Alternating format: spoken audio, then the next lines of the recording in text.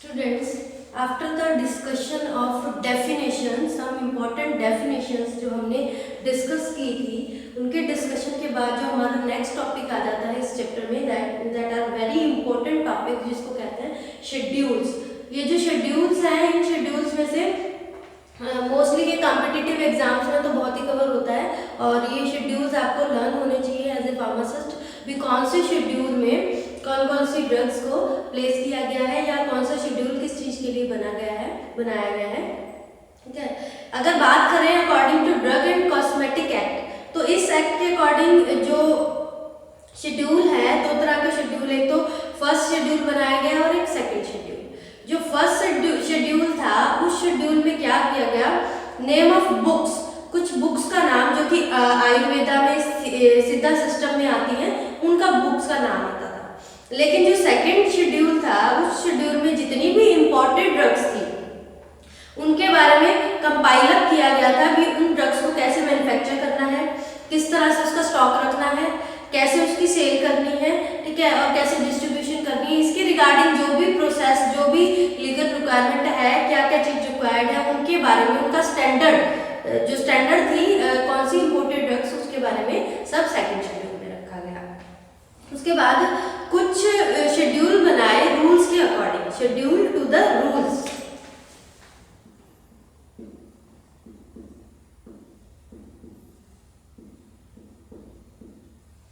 अगर हम बात करें तो कुछ रूल्स बनाए गए, उनके क्या रूल्स थे, हर एक शेड्यूल बना रखा, जैसे शेड्यूल ए, बी, सी, डी, इस तरह से वाई तक सारे शेड्यूल बना रखे हैं और उन शेड्यूल्स में अलग अलग कैटेगरी के सब्सटेंसेस, अलग अलग कैटेगरी के ड्रग्स रखी गई हैं। तो आज हमारा जो टॉपिक हम डिस्कस करेंगे इस लेक्चर में, वो शेड्यूल के रिगार्डिंग ही करेंगे, वन बाय वन करके, और ये आपको अच्छे से लर्न करना पड़ेगा। सबसे पहले आ जाता है शेड्यूल ए। शेड्यूल ए की बात करते हैं तो शेड्यूल ए क्या होता है, देखो अगर इसको लर्न करने का इजी मेथड देखना है तो थोड़ा सा इस तरह से कर सकते हैं कि ए हमेशा अल्फाबेटिकली सबसे पहले आता है, ठीक है, ए टू जेड में अल्फाबेटिकली पहले आता है। तो हम कह सकते हैं जब भी कोई नया कोई फार्मेसी से रिलेटेड बिजनेस खोलना है तो उसके लिए किस तरह के डॉक्यूमेंट्स, क्या क्या चीजों का रिक्वायरमेंट होता है, तो वो शेड्यूल ए में आ जाता है। तो हम कह सकते हैं शेड्यूल ए कंटेन्स वेरियस फॉर्म्स और फॉर्मेट्स। इसमें क्या था, फॉर्मेट्स होते हैं, फॉर्म्स होते हैं, letters of for application, for licensing etcetera. तो हम कह सकते हैं कि क्या कंटेन करता है, फॉर्म्स एंड फॉर्मेट्स। जो शेड्यूल ए है उसमें क्या होता है, फॉर्म्स आ जाते हैं, फॉर्म्स, फॉर्मेट्स, कौन कौन से फॉर्मेट्स, फॉर लेटर्स, ठीक है, एप्लीकेशंस, उसके फॉर्मेट्स आ जाते हैं,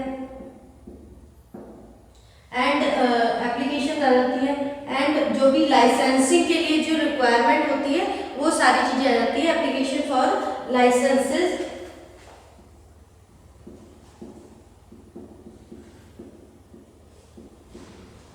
ठीक है। तो ये सब इसमें कवर हो जाता है, ठीक है, कि इसमें क्या क्या आ जाता है, फॉर्म्स आ जाते हैं, फॉर्मेट्स आ जाते हैं, एप्लीकेशन फॉर लाइसेंसेस, जो लाइसेंस होते हैं उसकी एप्लीकेशंस आ जाती हैं, ठीक है। तो ये होती है शेड्यूल 1, ठीक है। अब हम बात करें नेक्स्ट शेड्यूल की, that is schedule B. B schedule में क्या क्या, कौन कौन सी कैटेगरी की ड्रग आ जाती है। तो बी में देखो, पहले हमने ए में क्या किया, एप्लीकेशन और ये जो फॉर्मेट्स वगैरह है वो फिल किए, क्योंकि हमने अपना बिजनेस वगैरह फार्मेसी से रिलेटेड जो भी हमने ओपन करना है। तो बी में क्या है, अब हमने फिल करने के बाद आप कोई भी फॉर्म फिल करते हो तो फीस देते हो ना, तो इसमें क्या आ जाता है, फीस आ जाती है। It contains fee structure of government, जो भी गवर्नमेंट ने जो भी स्पेशल प्रोविजन है, तो ये क्या कंटेन करता है, मोस्टली फी स्ट्रक्चर, ठीक है। इट कंटेन्स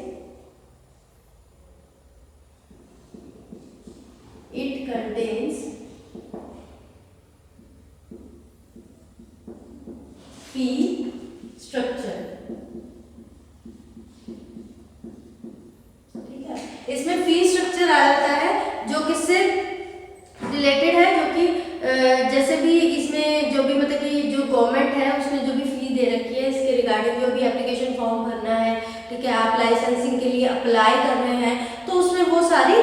फीस आ जाती है। उसके बाद नेक्स्ट जो हमारा आ जाता है शेड्यूल सी। अब जो शेड्यूल सी है ये भी दो तरह का है, एक तो शेड्यूल सी आ जाता है और एक शेड्यूल C1 आ जाता है।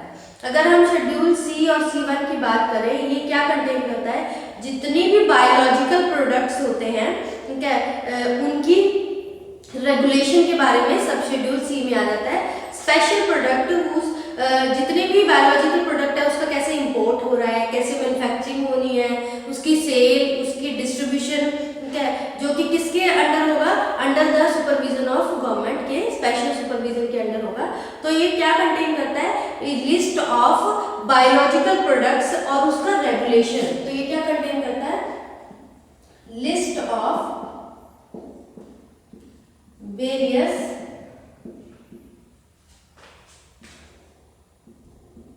biological products and their regulations, ठीक है, उसको कैसे रेगुलेट किया जाए। रेगुलेशन में क्या आ जाएगा, जैसे उसको कैसे इंपोर्ट करना, उसका डिस्ट्रीब्यूशन कैसे करना, उसकी सेल कैसे करनी, वो आ जाएगा कि बायोलॉजिकल प्रोडक्ट की कैसे उसको रेगुलेट करना, उसके लिए अलग अलग प्रोविजन बनाए हैं गवर्नमेंट ने, ठीक है। तो उसके बाद हमारा ये हो गया शेड्यूल सी। अब हम बात करें अगर नेक्स्ट शेड्यूल की, that is schedule D. D schedule की बात करें तो डी शेड्यूल में क्या आता है, list of drugs exempted for the provision of import of drug. मतलब कि इसमें वो ड्रग्स आ जाती हैं जिनको पूरी छूट है, जिनका इंपोर्ट हो रहा है बिना किसी परमिशन के, कि हाँ ठीक है इंपोर्ट हो रहा है। कई ऐसे ड्रग्स हैं जहाँ पे पूरी परमिशन की रिक्वायरमेंट है। तो जो डी में आ जाती है exempted from the certain provision, तो इसमें list of drugs, it consist of list of drugs that are exempted, मतलब कि उनको क्या है, छूट है एक तरह से, ठीक है, exempted from certain provisions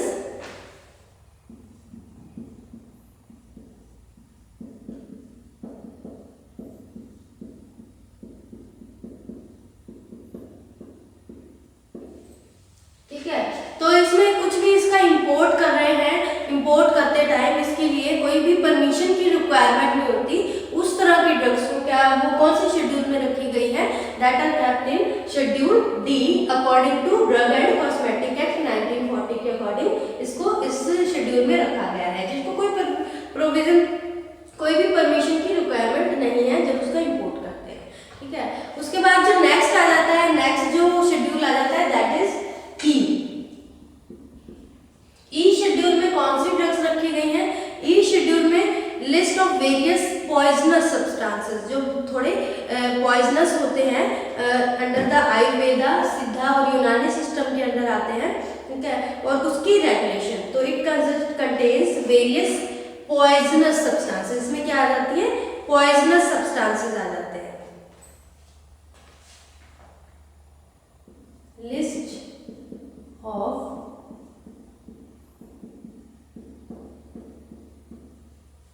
poisonous substances and their regulation, ठीक है। इसमें पॉइजनस सब्सटेंस आ जाते हैं और उसकी रेगुलेशन आ जाती है कि कैसे उसको रेगुलेट किया जाए, किस तरह से उसको कहा जाए। तो उसमें जो शेड्यूल ई है, शेड्यूल ई की ड्रग्स आ जाती है। उसके बाद जो हमारा नेक्स्ट शेड्यूल है दैट इज शेड्यूल एफ। वो कौन सा है, शेड्यूल एफ।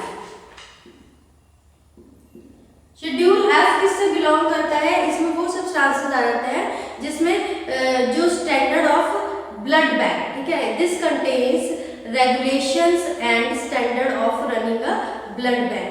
ब्लड से रिलेटेड प्रोडक्ट आ जाते हैं शेड्यूल एफ में। तो हम कह सकते हैं इसमें शेड्यूल एफ 1 में क्या होता है, जितने भी जो ब्लड से रिलेटेड होते हैं उससे प्रोडक्ट आ जाते हैं, जो इसको क्या कहते हैं, this contains regulations, this contains regulations and standard, ठीक है, रेगुलेशन आ जाएगी और क्या होता है, स्टैंडर्ड्स फॉर रनिंग अ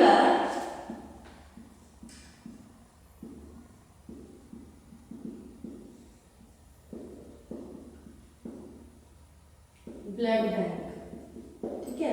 तो ये शेड्यूल एफ में रखे गए हैं। अब शेड्यूल एफ 1, 2, 3 आगे इसको फर्दर डिवाइड किया गया है। सबसे पहले हम बात करते हैं शेड्यूल F1 की। शेड्यूल F1 में क्या रखा गया है, these contains regulation and standard of vaccines, vaccines के बारे में, इसमें जितने भी वैक्सीन है वो शेड्यूल F1 में रखा गया है। तो ये क्या कंटेन करते हैं, दिस कंटेन्स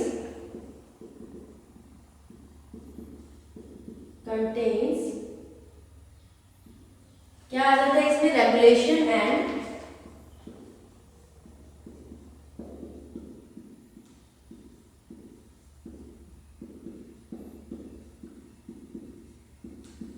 ऑफ वैक्सीन्स, इसमें वैक्सीन्स आ जाते हैं, ठीक है। इसमें क्या आते हैं, स्टैंडर्ड्स और उसके रेगुलेशन किसकी, वैक्सीन की आ जाती है। उसके बाद एफ के आगे जो फर्दर इसकी आ जाती है वो F2 आ जाती है। F2 में क्या होती है, इसमें सर्जिकल ड्रेसिंग से रिलेटेड जो उसकी रेगुलेशन और उसके स्टैंडर्ड के बारे में रखा गया है F2। This contains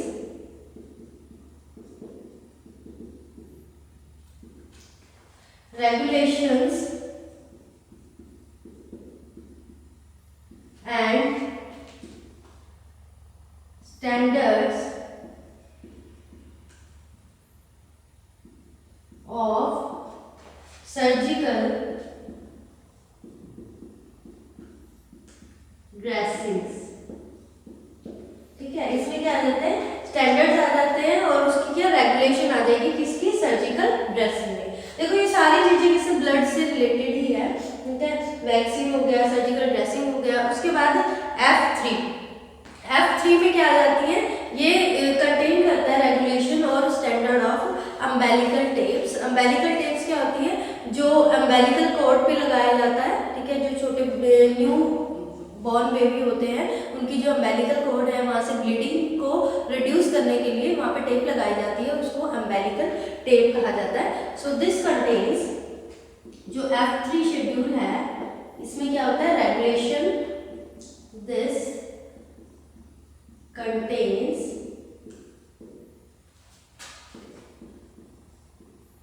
regulations and standards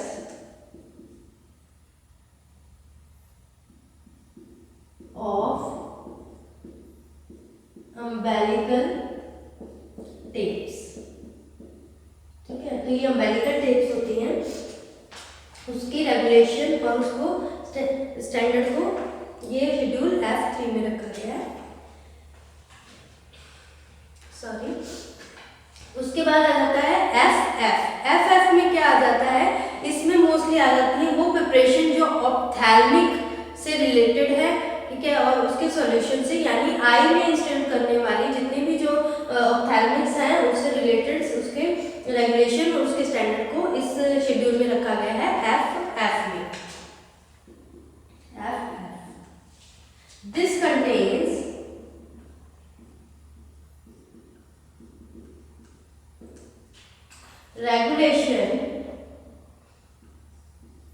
regulations and standards of ophthalmic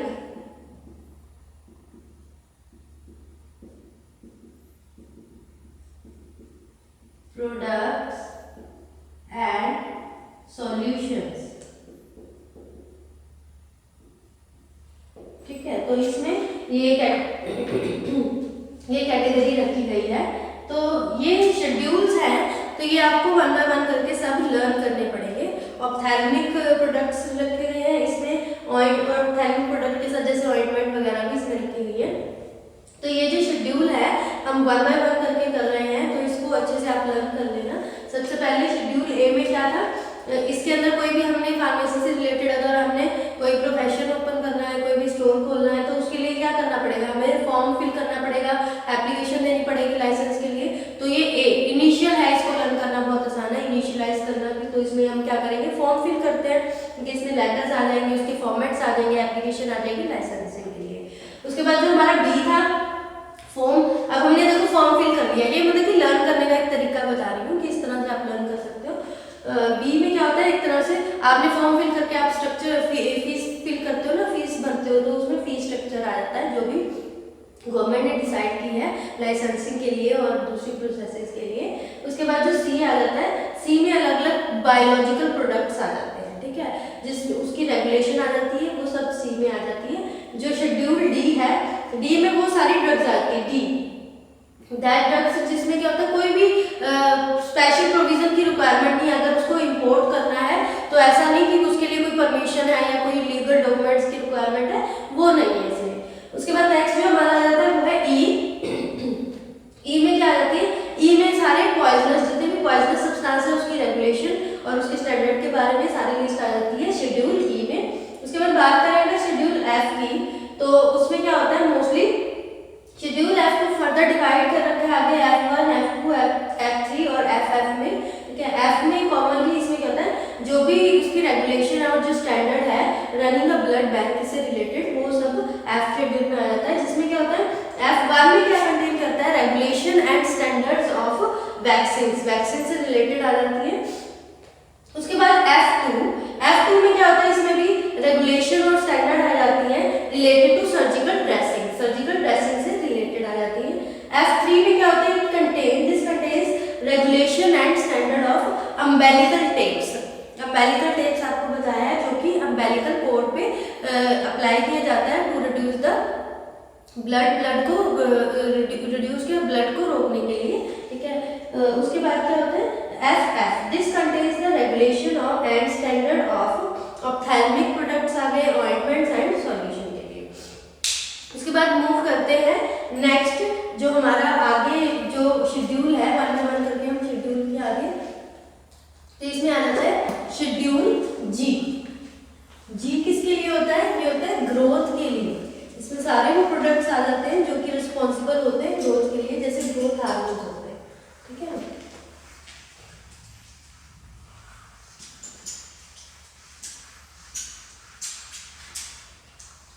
तो इसमें आ जाता है जी।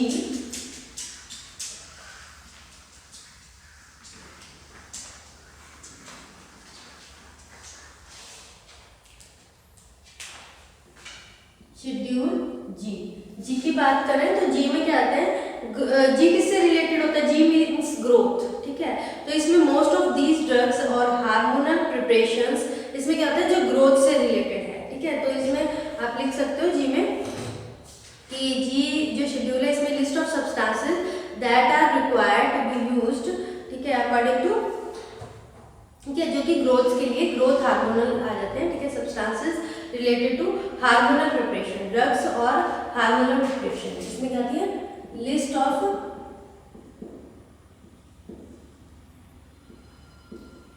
Drugs related to hormonal preparation, इसमें वो आ जाती हैं जो कि हार्मोनल यानी ग्रोथ हार्मोन से रिलेटेड होते हैं, ठीक है। टेस्टोस्टेरोन, प्रोजेस्टेरोन, इस तरह से ग्रोथ हार्मोन से रिलेटेड जो प्रोडक्ट होते हैं। उसके बाद जो नेक्स्ट आता है, नेक्स्ट जो हमारा जो इम्पोर्टेंट है बहुत ही, ये schedule, that is H schedule में क्या आ जाता है, इसमें वो ड्रग्स आ जाती हैं जिसको विदाउट प्रिस्क्रिप्शन के आगे हम नहीं दे सकते, एक तरह से वार्निंग होती है। जैसे आपको कुछ ऐसी मेडिसिन होती हैं, आप कई बार अगर मान लो विदाउट प्रिस्क्रिप्शन के कुछ नार्कोटिक ड्रग है, ठीक है। कोई नार्कोटिक या सिडेटिव ड्रग है, आप बिना प्रिस्क्रिप्शन के अगर आप किसी मेडिकल स्टोर में जाके उसका बाय नेम, ठीक है, ब्रांड नेम बोल के उसको अगर आप कहोगे कि हमें ये चाहिए तो वो नहीं देंगे। क्यों? क्योंकि उसमें क्या होती है, वार्निंग होती है एच शेड्यूल में कि वो विदाउट प्रिस्क्रिप्शन, और प्रिस्क्रिप्शन भी आपका चेक किया जाता है। ऐसा नहीं कि प्रिस्क्रिप्शन की डेट निकल गई है, वो वैलिड ही नहीं है, तब भी आपको वो नहीं दी जाएगी, आपको नहीं हैंड ओवर करेंगे। तो इसमें क्या होता है, the drugs label must be display the test schedule drugs, इसमें to be sold by retail, इसमें वो आती है ड्रग्स जो कि सोल्ड है by retail on the prescription of medical practitioner. अब वो मेडिकल प्रैक्टिशनर भी कैसा होना चाहिए, रजिस्टर्ड होना चाहिए। तो इसमें हम कह सकते हैं, एच में कहते हैं list of substances should be sold or retail, list of substances to be sold or retail, उसको हम सोल्ड कर सकते हैं, रिटेल कर सकते हैं, लेकिन retail only on the prescription of, कब, only on the prescription of registered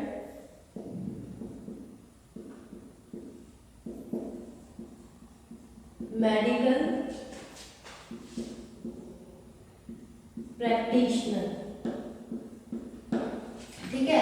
अगर वो मेडिकल प्रैक्टिशनर ने प्रिस्क्राइब किया है जो कि रजिस्टर्ड है, ऐसा नहीं कोई भी हो, रजिस्टर्ड है खुद, उसकी प्रिस्क्रिप्शन के से ही उसको हम बेच सकते हैं, सोल्ड कर सकते हैं या फिर रिटेल में दे सकते हैं।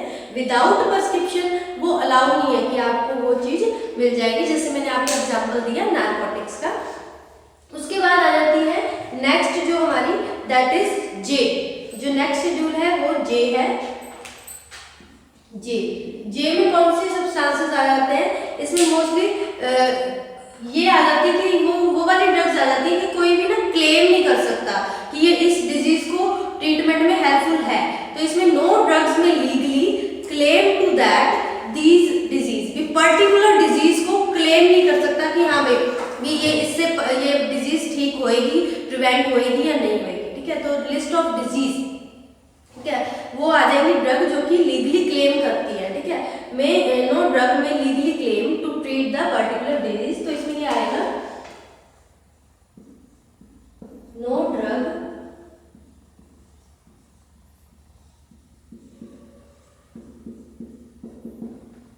लीगली क्लेम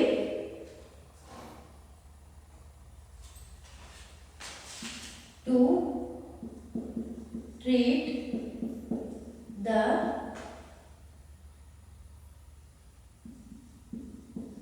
particular disease, ठीक है। भी हम ये लीगली क्लेम नहीं कर सकते कि वो पर्टिकुलर ड्रग को ट्रीटमेंट करेगी या नहीं करेगी, तो इसमें वो सब चीजें आ जाती हैं। ये शेड्यूल जे में लिखा गया है, ठीक है। उसके बाद बात करें हम नेक्स्ट जो शेड्यूल है, दैट इज के। एक एक करके सारे शेड्यूल्स हैं, ये सारे शेड्यूल्स आपको अच्छे से लर्न करने पड़ेंगे, इसमें से क्वेश्चन कवर होता है, आपको इसको अच्छे से लर्न करना पड़ेगा। तो जो नेक्स्ट शेड्यूल आ गया वो हमारा है शेड्यूल के। शेड्यूल के में जो ड्रग्स आती हैं, जितनी भी बची हुई ड्रग्स हैं हमने सारे पढ़ लिए, बायोलॉजिकल प्रोडक्ट्स भी आ गए, सर्जिकल ड्रेसिंग से रिलेटेड, ग्रोथ हार्मोन से रिलेटेड सब ड्रग प्रोडक्ट्स पढ़ लिए। अब आप ये सोच लो कि इसमें वो प्रोडक्ट्स आ जाते हैं जो कि पेंडिंग रह गए, बाकी सारे बचे हुए प्रोडक्ट वो सारे इसमें के में आ जाते हैं। तो हम कह सकते हैं इट कंटेन्स वेरियस सब्सटेंसेस और drugs and there corresponding regulations, ठीक है। तो हम कह सकते हैं कि के में कौन से सब्सटेंसेस आ जाते हैं, जो कि कुछ ड्रग्स हैं जो कि एग्जेम्प्टेड है, जिनकी मैन्युफैक्चर कोई भी कर सकता है, ठीक है। List of drugs that are exempted from certain provisions,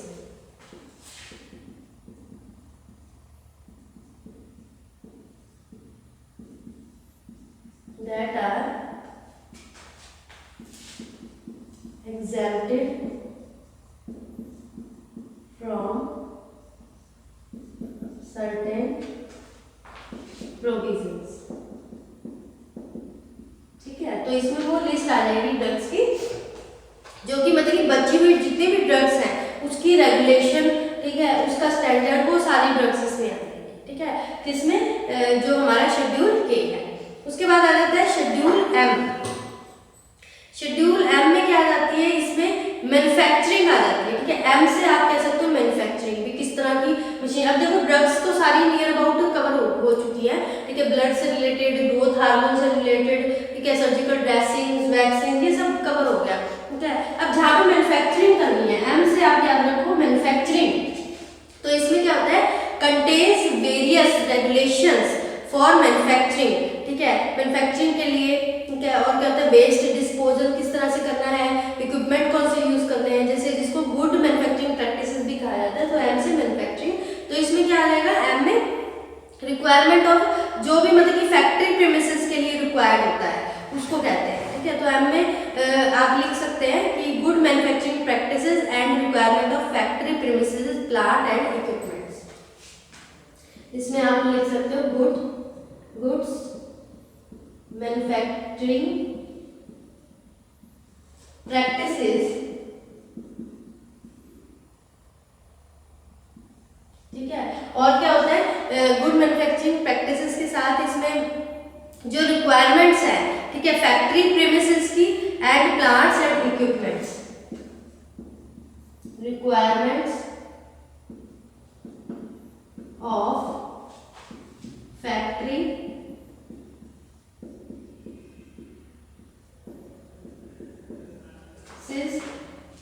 plants and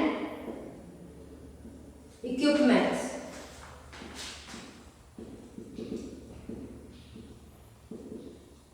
ठीक है, तो इसमें क्या आ जाता है, इसमें सारे वो गुड्स मैन्युफैक्चरिंग प्रैक्टिसेस आ जाती हैं।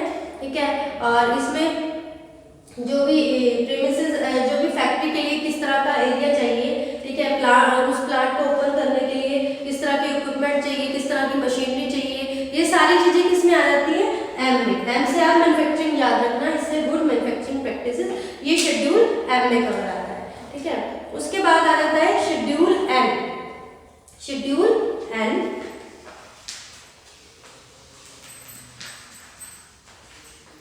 नेक्स्ट हमारा आ जाता है शेड्यूल एन। शेड्यूल एन में क्या होते हैं, वो सारे various regulation and requirements for जो फार्मेसी के लिए रिक्वायर्ड होते हैं। ठीक है, मिनिमम इक्विपमेंट कौन कौन से रिक्वायर्ड है वो सब इसमें आ जाते हैं। List of minimum equipment which are pharmacist, जो भी फार्मेसी में होने चाहिए। ठीक है, लिस्ट ऑफ इक्विपमेंट,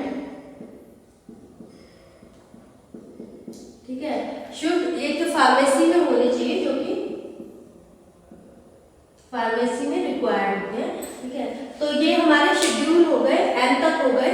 उसके आगे भी शेड्यूल है, O P R S T U, ये सारे शेड्यूल्स बाकी हम करेंगे नेक्स्ट लेक्चर में। अभी तक इतना ही हमने किए हैं एन तक, शेड्यूल एन तक। जी किसके लिए होता है, हार्मोनल प्रिपरेशन, जी से ग्रोथ हार्मोनल प्रिपरेशन। ठीक है, एच में आ जाती है वो ड्रग्स की जिसको आप बिना किसी प्रिस्क्रिप्शन के नहीं बेच सकते। ठीक है, चाहे वो जब तक वो रजिस्टर्ड मेडिकल प्रैक्टिशनर ने प्रिस्क्रिप्शन ना दिया हो। वैसे ये आ जाती है जितनी कोई भी ऐसी ड्रग नहीं है जो क्लेम करती है कि ये पर्टिकुलर डिजीज ठीक होगी। ठीक है, उसको ट्रीट करने के लिए। के में जितनी बची हुई ड्रग्स वो सारी आ जाती है। जी एम में गुड्स मैन्युफैक्चरिंग प्रैक्टिसेस, और एन में क्या होता है, जो भी एक फार्मेसी प्रोफेशन में जो इक्विपमेंट रिक्वायर्ड होता है उसकी लिस्ट आ जाती है। तो this is about the schedule up to N. A से लेकर हमने एन तक किए, बाकी जो रिमेनिंग शेड्यूल्स है वो हम करेंगे नेक्स्ट लेक्चर में, प्रोसीड करेंगे।